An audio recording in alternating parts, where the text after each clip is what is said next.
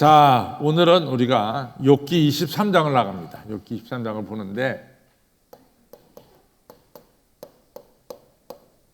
아시다시피 우리가 조금 다시 한번 반복해 보면은 1장과 2장은 이 천상회의가 나오죠. 천상회의. 그 다음에 3장에서는 욥의 독백이 나옵니다. 그 다음에 4장부터 14장까지 첫 순환이 나오죠. 첫 번째 순환.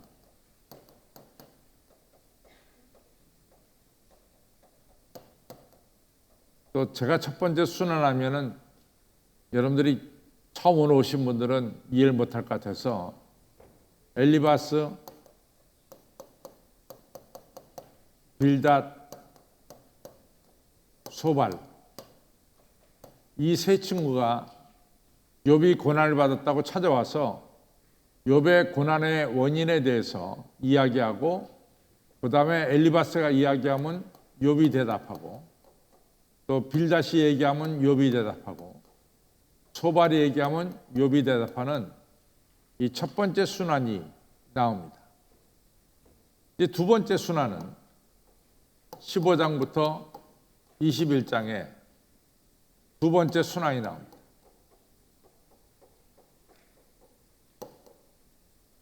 그 다음에 세 번째 순환이 22장부터 31장까지 세 번째 순환이 나오죠.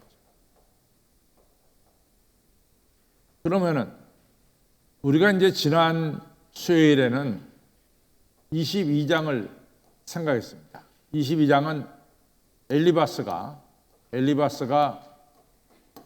욥에게 하는 말이죠. 그래서 엘리바스는 첫 번째 순환에서는 욥을 그냥 죄인으로 봤고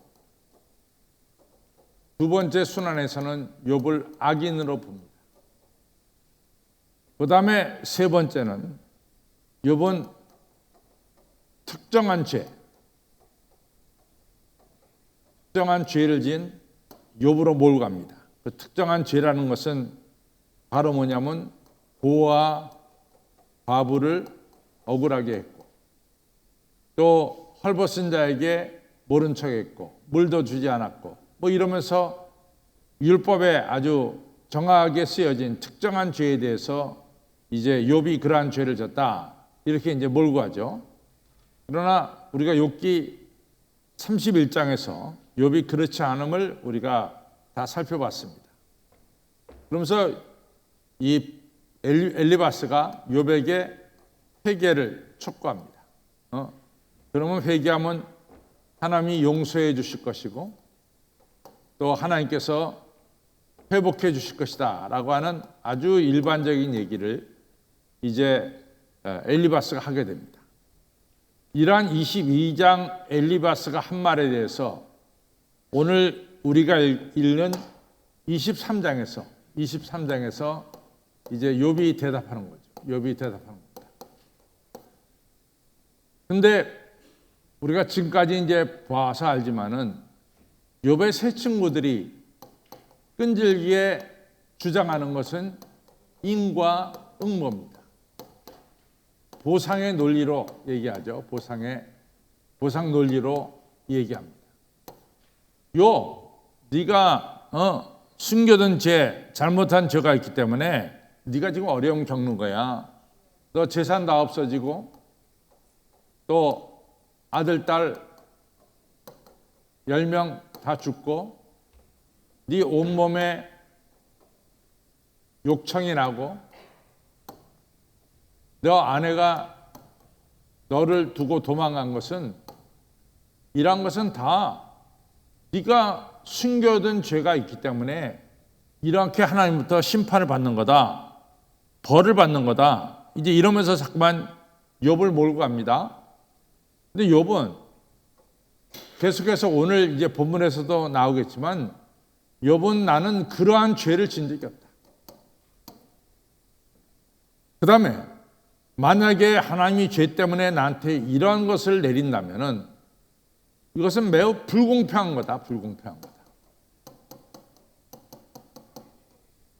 지금 이 세상에는 나보다 더 뭐 욥이 나기는 깨끗하다, 나는 흠이 없다, 그렇게 말하는 사람은 아니에요. 그러나 이 세상에 얼마나 험악한 죄인이 많이 있느냐. 그런데 그 죄인들이 다 심판받았냐? 노, 그렇지 않지 않냐. 다 악한 일을 하면서도 얼마나 지금 잘 살고 있느냐 말이야. 그러면 하나님께서는 나에게는 이같이 엄청난 이 재앙을 주고 반대로 악한 일을 하는 사람에게는 재앙을 안 주고 있는 이러한 모든 일이 소위 말해서 불공평한 게 아니냐 말이지. 이러면서 이제 욥이 이야기하는 것이죠.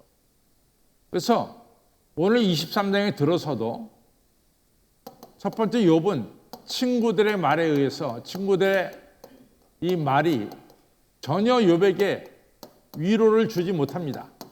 전혀 위로를 주지 못합니다. 그래서 욥은 우리가 이제 23장, 24장에서 욥이 이제 대답하는 게 나오는데 욥이 친구들에 대해서 대답하지 않습니다. 그리고 이제 자기가 가지고 있는 문제를 계속해서 얘기하고 있어요. 첫째는 나 하나님 만나서 이 불공평에 대해서 하나님께 말씀을 드려야 되겠다. 이러한 이야기가 이제 23장, 24장을 통해서 나오고 있습니다. 그래서 오늘 우리가 그러한 각도에서 우리 23장을 우리가 살펴보도록 하겠습니다. 자, 23장을 들어가 보면은 이제 이렇게 얘기가 시작되죠. 23장을 보면은 첫째, 욥이 대답하여 가로되 내가 오늘도 혹독히 원망하니. 여기서 이제 2절을 생각하면서 여기에 뭘 생각하게 되냐면 욥이 자신의 처지에 대해서 원망하고 뭐 이런 것들 자체가 사실은 하나님께 영광 돌리지 못하는 일임을 알고 있습니다. 자기가 지금 이러한 처지에서 자꾸만 하나님께 원망하고 불평하고 이러한 일들은 욥 자신이 알고 있어요. 내가 이렇게 한다는 것 자체가 하나님의 마음을 아프게 하고 하나님께 영광 돌리지 못한다라고 하는 것을 욥은 알고 있습니다. 그런데 그럼에도 불구하고 자기가 이렇게 원망할 수밖에 없는 것은 내가 원망해서 하나님께로부터 설상 내가 벌을 받는다 치자 말이야. 그러나 그 원망에서 받는 벌보다 내가 지금 겪고 있는 재앙이 더 크다 그 말이에요. 그래서 이제 바로 그 얘기가 이렇게 하고 있습니다. 내가 오늘도 혹독히 원망하니. 이게 사실 내가 원망한다는 자체가 하나님 영광 가리는 일이죠. 근데 내가 현재 받고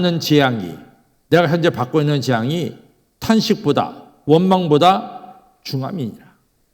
내가 탄식하고 원망하면서 받는 재앙보다 내가 현재 겪고 있는 재앙이 더 크다. 얼마나 자기가 어려운 가운데 있느냐 하는 것을 얘기하죠.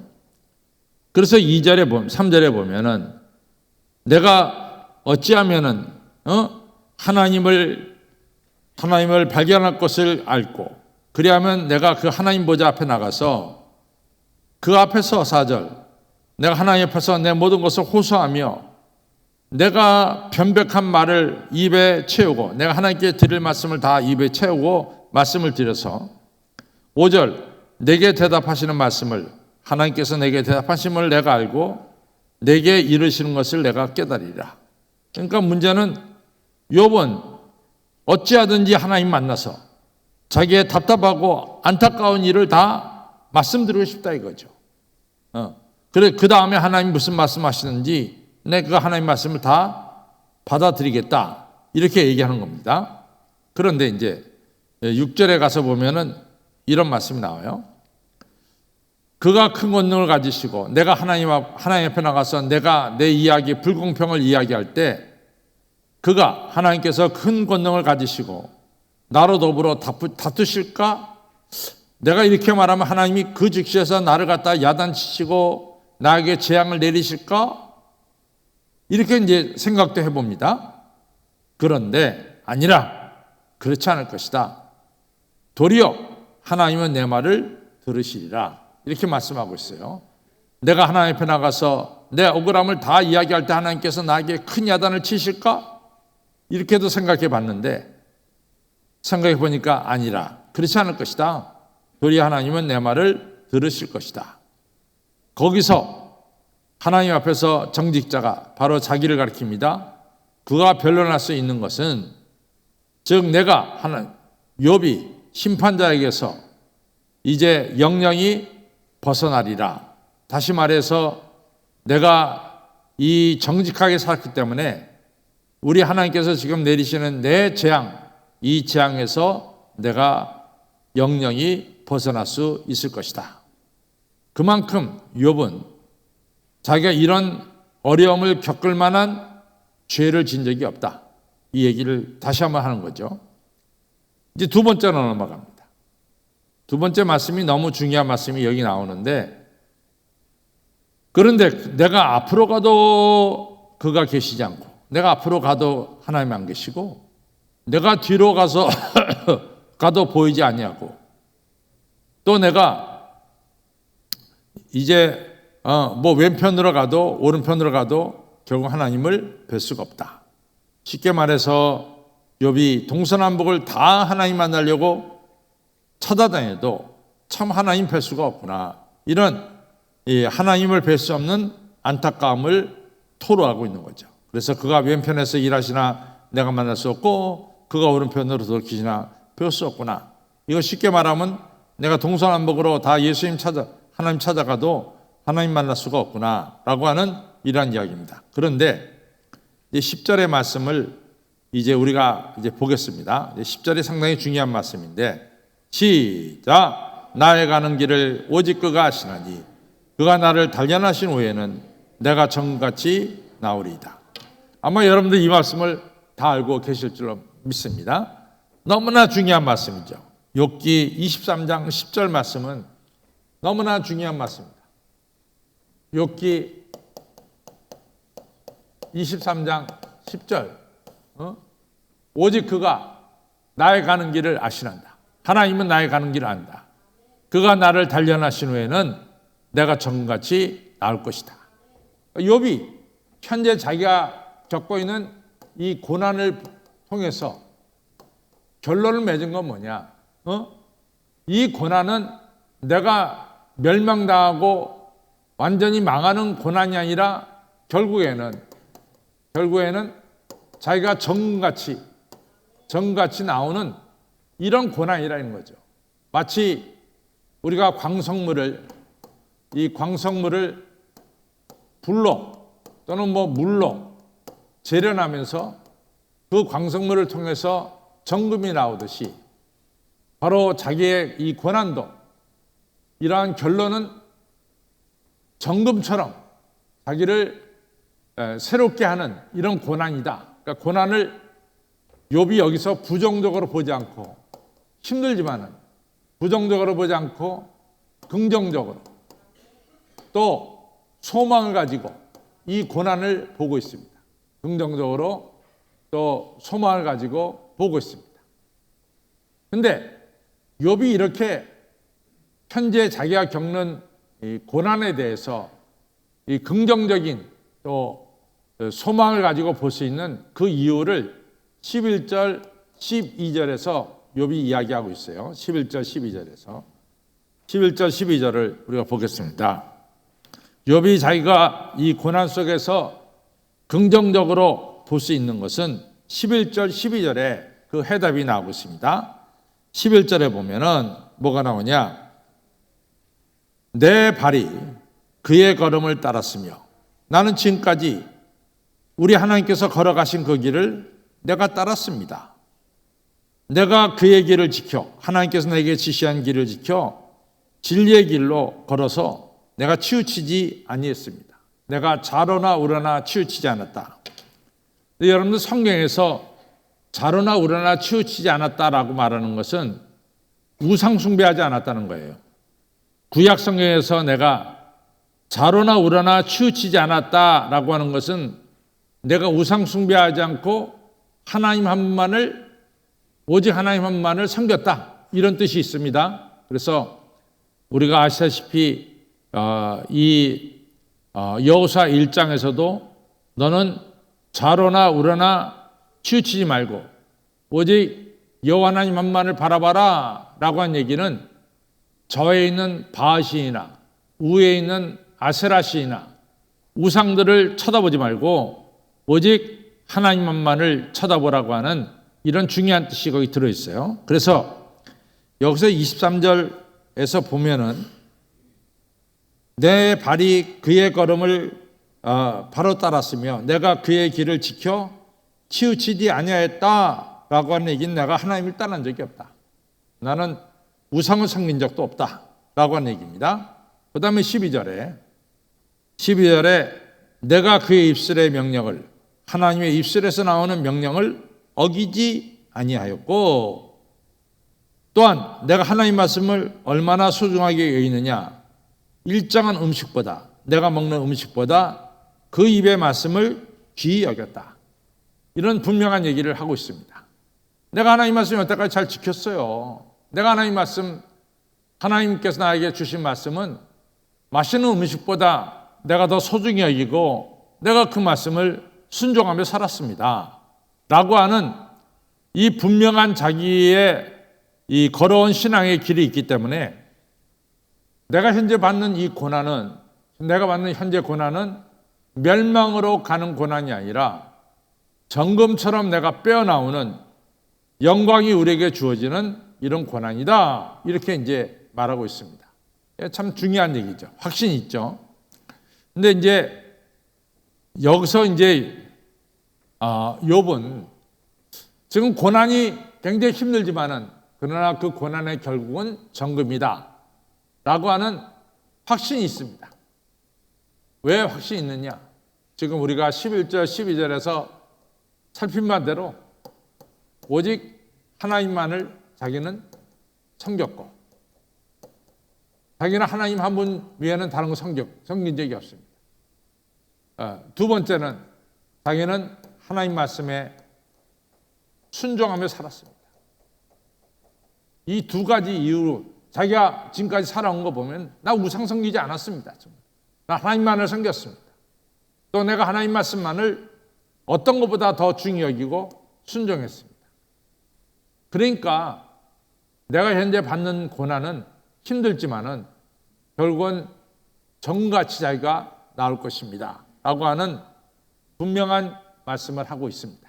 그런데 우리가 이제 욥이 이 13절부터 좀 욥이 이 하나님을 알기 때문에 욥이 이제 좀 고통스럽게 얘기하는 게 있어요. 13절부터 보면은 그는 뜻이 일정하시니 누가 능히 돌이킬 수 있으랴?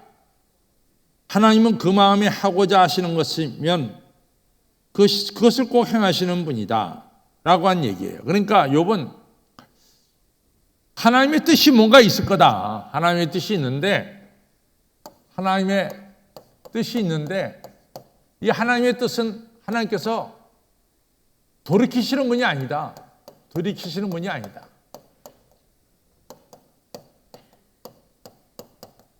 따라서 지금 자기에게 임하는 하나님께서 내리신 이 고난에는 틀림없이 뜻이 있을 텐데 이 뜻을 돌이키지 않는다 이거죠.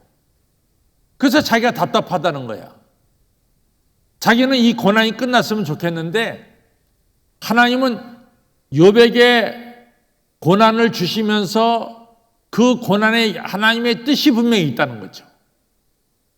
근데 그 하나님은 그 뜻을 갖다가 도중에 그만두거나 이같이 포기하는 분이 아니라 끝까지 하나님은 자기의 뜻을 이루시는 분이다 이거죠. 그러면 이 얘기가 무슨 얘기가 되냐면 자기가 고난은 어느 시간까지는 이제 지속된다라는 얘기 아니에요. 그렇죠? 왜냐하면 하나님께서 아무리 자기가 울부짖어도 하나님이 생각하는 그 고난의 시간까지는 자기는 고난을 받을 수밖에 없다라고 하는 사실 아니에요? 그러니까 자기가 슬프다는 거예요. 내가 이렇게 부르지만 하나님께서 어느 정도 가서 고난을 그만두게 하실 분이 아니라 이거죠. 하나님은 뜻이 있기 때문에 그 고난을 정한 시간까지는 끝까지 밀고 나갈 것이다. 내가 그것을 알기 때문에 내가 답답하고 안타깝다. 이런 자기 토를 하고 있습니다. 참 욥이 정말로 자기 속 얘기를 다 하고 있어요. 자, 13절에 보면은 그런 뜻이 일정하시니 누가 능히 그 뜻을 돌이킬 수 있을까? 하나님은 마음에 하시고자 하는 것이면 그것을 행하시나니. 14절 그런즉 내게 작정하신 것을 이루실 것이라. 하나님께서 내게 향한 하나님의 계획, 그 작정한 것을 이룰 것이다. 이런 일이 그에게 많이 있느니라. 그래서 그러고 보면은 여기에 이 이야기 속에는 뭐가 들어있냐면 엘리바스나 세 친구가 무슨 얘기를 하냐면은 회개하라. 그러면 당장의 고난이 끝날 것이다. 이런 얘기 하잖아요. 회개하라. 근데 욥은 하나님의 뜻은 끝까지 이루신단 말이에요. 그러니까 내가 지금 회개한들 하나님께서 하나님의 뜻을 꺾으실까? 그렇지 않다는 거죠. 자기가 회개한들 고난이 끝날 것이 아니라는 거죠. 하나님은 하나님의 뜻, 나를 향한 하나님의 뜻이 있는데 그 뜻을 이루실 것이다. 그러면 우리가 이쯤에서 한번 욥을 향한 하나님의 뜻이 무엇인지 우리가 한번 되새겨 볼 필요가 있죠. 그렇죠? 이쯤에서 욥을 향한 하나님의 뜻이 뭡니까? 우리가 다시 한번 욥기 전체를 돌아보는 거예요. 이쯤에서 우리가 한번 생각해 봐야죠. 욥을 향한 하나님의 뜻이 뭡니까? 우리 이구현 장님 말씀하신 것 같은데 뭐죠? 그렇죠? 우리가 욥기를 보면서 욥기의 핵심은 뭐냐면 첫째는 고난은 인과응보, 우리가 생각하는 것처럼 인과응보 때문에 고난은 오는 것이 아니다. 이것이 이제 욥기가 주는 첫 번째고, 두 번째는 욥의 신앙은 조건적인 신앙이 아니라는 거예요.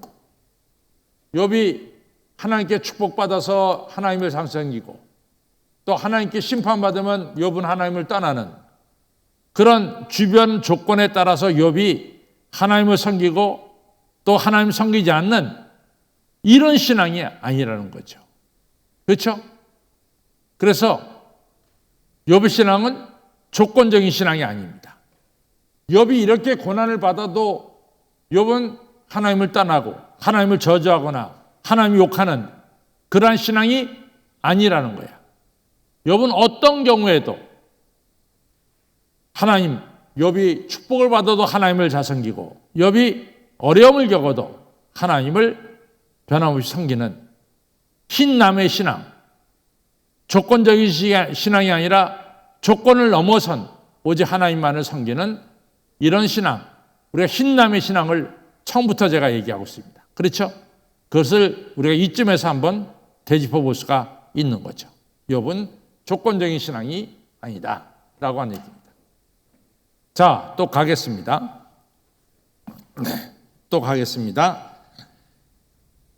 그러므로 이제 이 15절에 보면은 그러므로 내가 그의 앞에서 떨며 이를 생각하면서 그를 두려워하는구나. 왜 욥이 떨고 두려워하고 있어요? 하나님은 하나님의 뜻을 이루기까지 계속 하신다 이거죠. 그러니까 자기가 지금 하나님께 아무리 다 잘못했습니다, 용서해 주세요라고 한들 이 고난이 끝나는 것이 아니라는 거죠. 왜냐하면 하나님은 자기를 향한 하나님의 뜻, 그 뭡니까? 욥의 신앙은 무사람들에게, 여러분과 저에게 오고 오는 세대에 보여주는 욥의 신앙은 욥이 축복받으면 하나님을 잘 섬기고 욥이 어렵게 되면 하나님을 떠나고 이런 조건적인 신앙이 아니라 욥의 신앙은 그가 축복을 받아도 하나님 잘 섬기고 그가 어려움을 겪어도 이같이 하나님을 떠나지 않고 잘 섬긴다라고 하는 것을 보여주는 것이 욥을 향한 하나님의 뜻이죠. 그래서 우리가 욥기 1장서부터 1, 2장서부터 우리가 정확하게 알고 있습니다. 그 다음에 마지막 이제 우리가 17절을 보면은 이런 말씀이 나옵니다. 이는 어둠으로 나를 끊지 아니하셨고 흑암으로 내 얼굴을 가리우지 아니었습니다. 욥은 보면은 욥은 뭐를 가지고 있어요? 소망을 가지고 있어요. 소망을 가지고 있어요. 왜?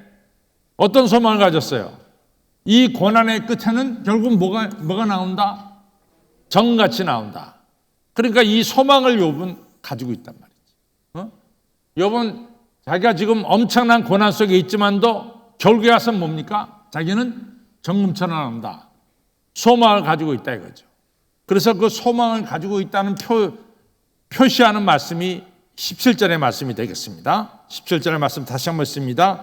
시작. 이는 어둠으로 나를 끊지 아니하셨고 흑암으로 내 얼굴을 가리하지 아니하셨다. 이 얘기 뭡니까? 하나님이 나에게 소망을 주셨다.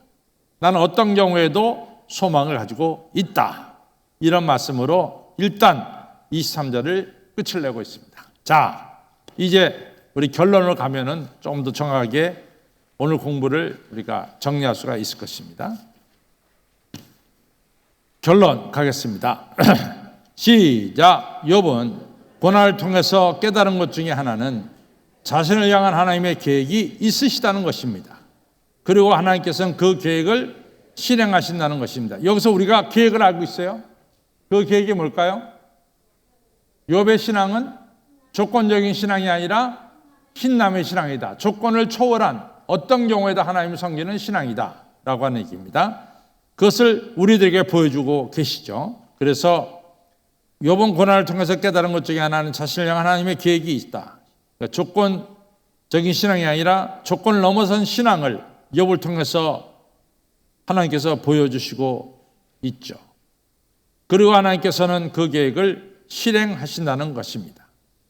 자신은 잘 모르지만은 분명한 것은 10절의 말씀처럼 나의 가는 길을 오직 그가 아시나니 그가 나를 단련하신 후에는 내가 정같이 나오리라.